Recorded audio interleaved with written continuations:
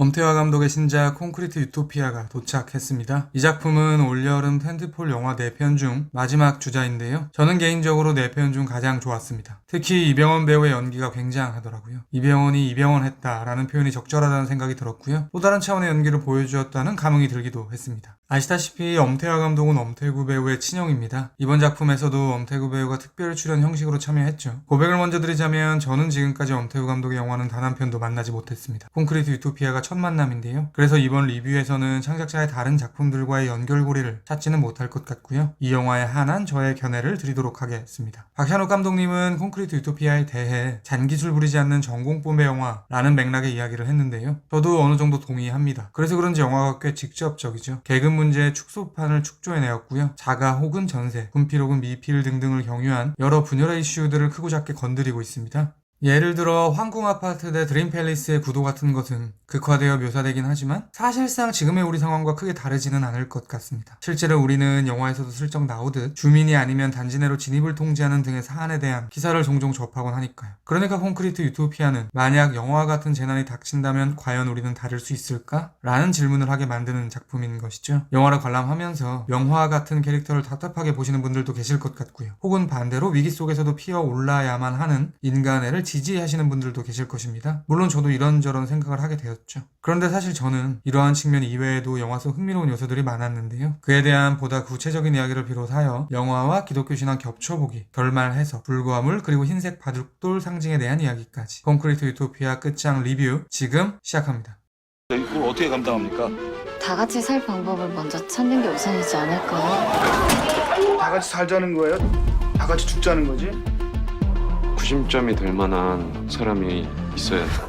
저에게 콘크리트 유토피아의 어떤 지점들은 기독교 신앙과 연결고리를 만들 수 있다는 생각이 드는데요. 3가지 정도 말씀드릴 수 있을 것 같습니다. 먼저 영탁이 거주하는 902호의 면면. 우선 그 집은 기독교 집안으로 추측됩니다. 누워있는 영탁의 모친 옆쪽에 위치한 십자가와 종교 지도자쯤으로 보이는 인물들의 액자가 그에 대한 근거가 될 수 있겠죠. 두 번째는 영탁이라는 인물을 통해 설명이 가능할 것 같습니다. 이렇게 말할 수 있을 것 같습니다. 콘크리트 유토피아는 영탁이 부활하는 영화다. 영화에는 2명의 영탁이 있습니다. 실제 902호에 거주하고 있던 김영탁이 있을 것이고요. 그를 죽이고 영탁의 자리를 차지한 모세범이 있을 테니까요.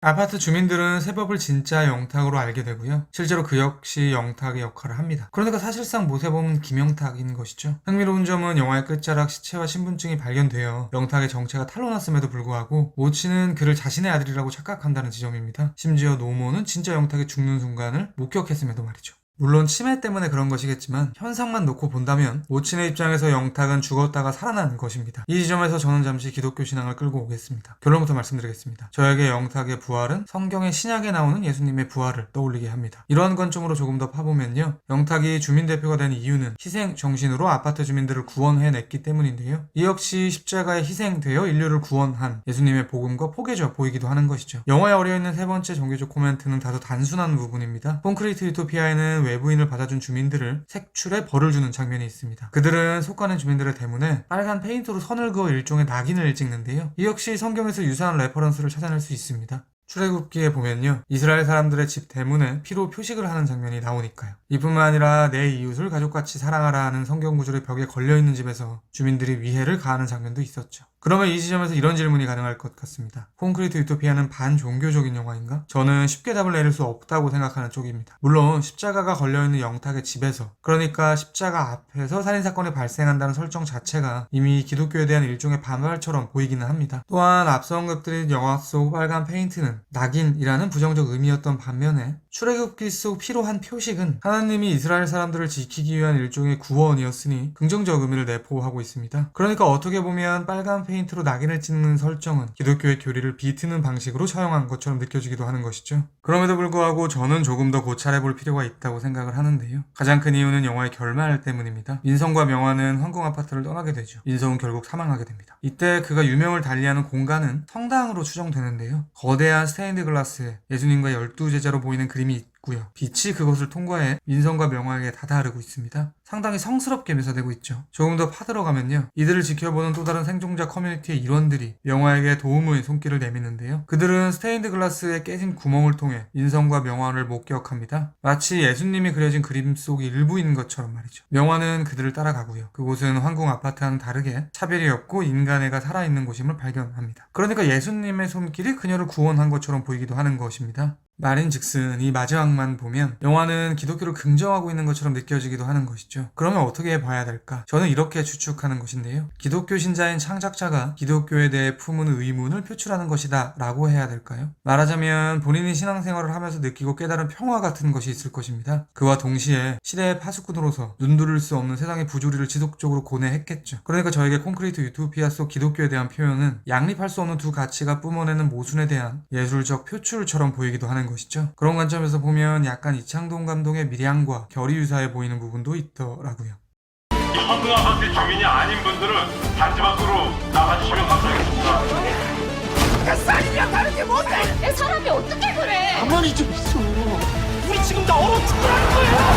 콘크리트 유토피아에는 개인적으로 흥미롭게 다가오는 소재가 몇 개 있었는데요, 그에 대한 이야기를 쭉 나열식으로 말씀드리도록 하겠습니다. 먼저 불과 물. 이 작품에는 불과 물의 이미지가 상당히 임팩트 있게 반복됩니다. 가장 처음 강렬한 인상을 심어주었던 불의 형상은 바로 1층에서 화재가 발생하는 장면일 것입니다. 갑작스럽게 달려온 영탁이 소방호수로 물을 뿌려 이리저리 불을 끄죠. 광인처럼 보이기도 하는 그의 실루엣을 민성은 홀린 듯 바라봅니다. 이렇게 말할 수 있을 것 같습니다. 콘크리트 유토피아는 영탁이 점점 불처럼 타오르는 영화. 단순하게 생각하면 불은 분노쯤으로 은유될 텐데요, 말인즉슨 극이 진행될수록 영탁은 점차 분노의 화신으로 변하는 것입니다. 그는 처음부터 그런 사람은 아니었던 것 같습니다. 사랑하는 가족도 있었지만 사기를 당해 전 재산을 쏟아부은 집을 잃은 후에 점진적으로 삶을 놔버리게 되죠. 딸의 사망도 목격하게 되고요. 아무튼 그러면서 그는 아파트의 편집증적 집착을 보이기 시작하는 것입니다. 영탁과 민성은 보초를 서면서 이런저런 이야기를 나누는데요, 영탁은 민성에게 아이는 없냐는 질문을 하고요, 민성이 유산을 했다는 사실을 고백하자 영탁은 그런 질문을 해 미안하다는 제스처를 취하기도 합니다. 그리고 그것은 누구의 잘못도 아니다 하는 맥락으로 대화를 이어나가죠. 그러니까 인간의 생명에 대해 상식적인 생각을 하던 이들이 점점 불처럼 뜨거워지면서 상대를 바퀴벌레 취급해 살인까지 하게 되는 것입니다.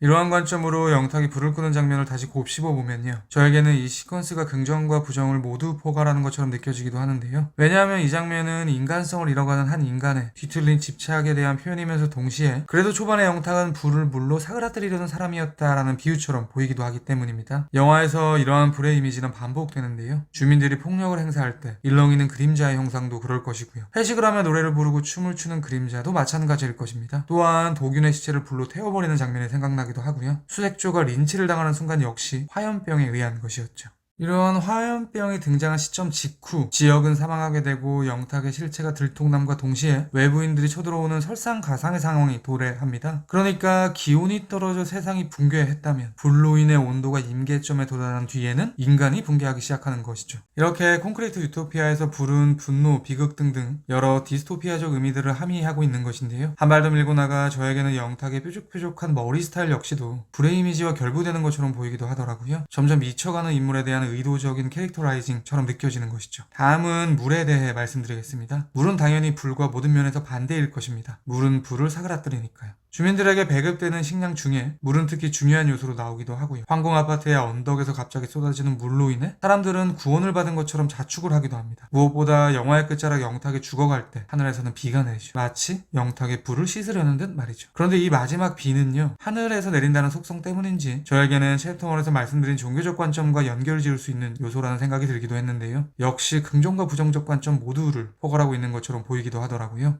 비가 내리는 순간 민성과 명화는 지옥도를 떠날 수 있게 되었고요, 영탁의 질주도 멈추게 됩니다. 그러니까 물로 황궁 아파트 주민들의 죄를 싹 씻어 일종의 소강 상태를 만들어버린 것처럼 보이기도 하는 것이죠. 그런데 또 부정적으로 보면요, 결국 주인만 바뀌었을 뿐 디스토피아는 계속될 것이다 라고 예측할 수 있을 테니 이 비는 신의 무능함 혹은 유한함에 대한 비관처럼 보이기도 합니다. 어떤 방향으로 해석하든 저에게는 흥미로운 지점이었습니다. 이뿐만 아니라 흰색 바둑알도 상징성이 도드라지는 소재였는데요, 리뷰의 마지막으로 그에 대한 이야기를 드리도록 하겠습니다.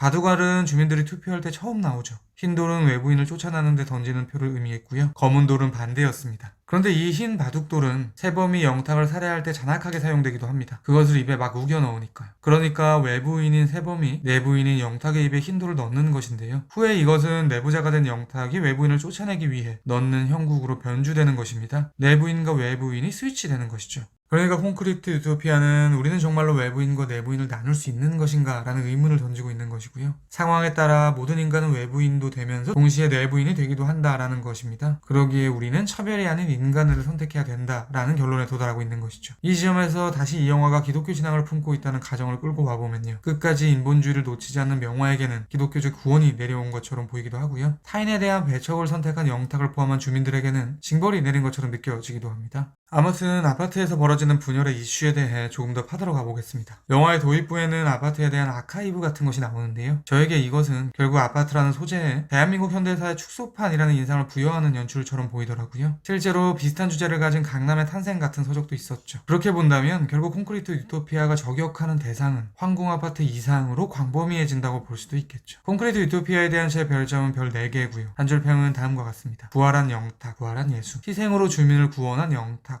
희생으로 인류를 구원한 예수. 제가 100% 확답을 드리지는 못하겠지만 아마도 다음 리뷰는 지금 보여드릴 이 영화가 되지 않을까 싶습니다. 그리고 당연한 이야기지만 그 어떤 영화라 해도 언제나 영화는 제 리뷰보다 무조건 위대합니다. 들어주셔서 감사합니다. 치호야, 여자는 유머 좋아해, 유머. 재밌는 남자? 유키스?